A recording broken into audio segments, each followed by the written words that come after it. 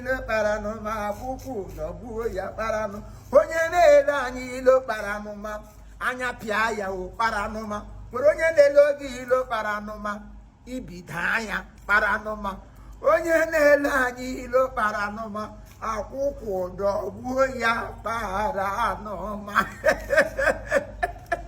ee Igbo ndị ọma na-ege ntị ebutele m ozi ọma maka asụ o metụrụ imi o metụrụ anya ọ bụrụ na anya bewe imi ebewe ọkwụ na aghọta o nwere ihe dị mkpa m ji maka ya wee na-agụ egwu a wee na-enwe obi aṅụrị wee na-ayọrị nkwa na-agbalị na-ekweri ma na-ayọrị because asụ onye fụ ezi ụzọ ya gosi nwanne ya ifu ihe ọma na-emere nwanne gị if you are not happy about it you can never be happy again.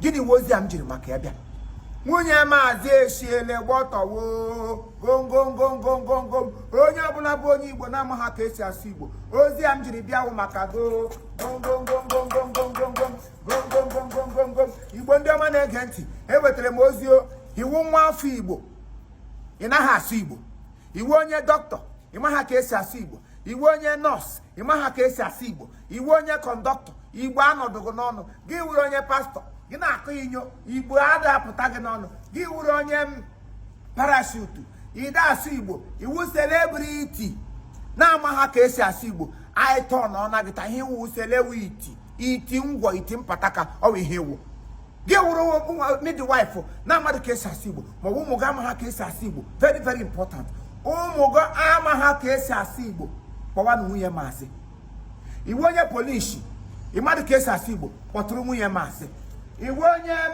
onye aka gọm hapụ aka gọm o mụta ka esi asụ Igbo gbakwuru na nwunye maazị o ka ọ kụziere unu ka esi asụ Igbo.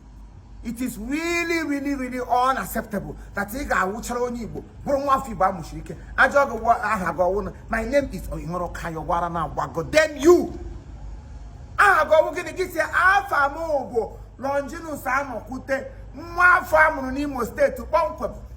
Somebody will regard you and say, oh, what is your name? I go working. It's my name. You why you damn you. Muyamazi Mepele or Muyamazi is already doing a wonderful work in the life of our children and our parents and everybody at large. Actually, I'm going to go to Muyamazi now. Ghana YouTube, Hana and Kaporo, Igbo tunes. Ebe ahụ ka ị ga-ahụ cartoon nkịtị cartoon na-asụ Igbo ma afọzie nwa onye amụrụ amụ ka ife bụ maka na arabi Igbo and ihe ahụ online class you must not be present ebe ọbụla ị nọ na mpaghara ụwa niile you can be there and then also learn how to speak. Just register yourself online and na-akụziri gị from Monday to Sunday they have professional teachers that can teach your children all age from 4 years to 110 years. As far as you want massive follow them on Instagram, follow them on YouTube, follow them on Facebook.